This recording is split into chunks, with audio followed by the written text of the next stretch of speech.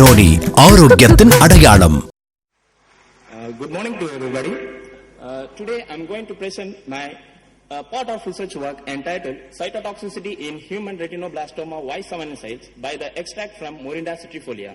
This work is done in the collaboration with Sankara Nethralaya. It's well-known eye cancer institute in Chennai. I want to show some slides regarding the severity of eye cancer, that is retinoblastoma, in most of children. This is most common primary intraocular malignancy of childhood. Retinoblastoma is a tumor that occurs in the retinal part of the eye.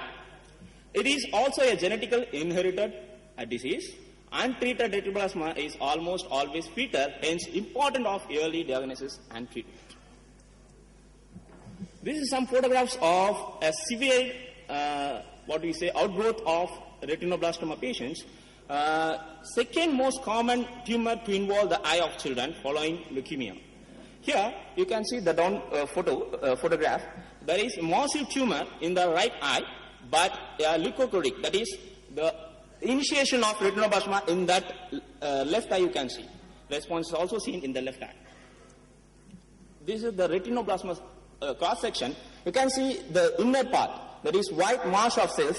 Those are the tumor cells which proliferate from the retina to all the layers of the eye. Advanced retinoblastoma may be metastasis. That is, metastasis means that is spreading of that Y7 cells towards the the nerve cells. That is nerve cells to the brain. Once out of the eye, the tumor spreads rapidly and aggressively, where both optic nerves are shown in cut section with massive invasion of the orbit. Next slide.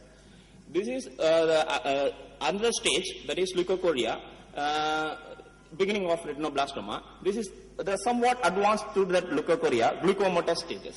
Next slide. Here you can see the retinoblastoma extraocular stage, that is the occult became a tumor. Accurate, that it became a tumor and it came out. And this patient has to be enucleated. Even the bottom slide you can see that after enucleation, the secondary occurrence of that retinoblastoma is occurred. Next. The cause of retinoblastoma occurrence are two forms. One is genetic form, inherited variants, and non-genetic, non-inherited variants. Approximately 40% of the children with retinoblastoma have the genetic form of the disease. In these children, we know that there is a deletion in chromosome 13, evident is a scientific one. Symptoms of retinoblastoma: eyes do not look normal, often described as a glass look or a cat's eye. When a light is directed to the eyes of these patients, pupils or patients, it looks white rather than red. This is often noticed on a photograph. Eyes may appear to crossed or looking in different directions. This is the small symptoms of retinoblastoma. Next. By seeing this small introduction, I'm going to my findings in that Sankara Nethralaya laboratory. We studied the in vitro cytotoxicity effect of Morinda citrifolia fruit extract using Y7 cells. We used 5,000 cells per well in 96 pelvic. Incubation period varies from 48 to 96 hours. Here you can see there is a gradual decrease in the cell number with increasing concentration of the Morinda citrifolia crude extract. From this result, it is concluded that the IC50 is ranging from 800 to 1000 μg per ml, and in 72 hours, the percentage of viable cells is lower with IC50 800 μg per ml. We also studied the morphological examination of Y7 cells by treating with Morinda citrifolia crude extract. This is to assess the apoptosis, that is the death of cells.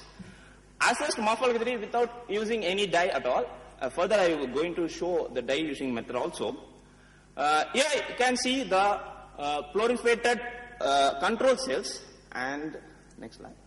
This is the granule formation because of the treatment of Morinda citrifolia extract, and here you can see the morphology of retinoblastoma Y7 cells is cluster forming cells. Here you can see the disruption of clusters are also evident.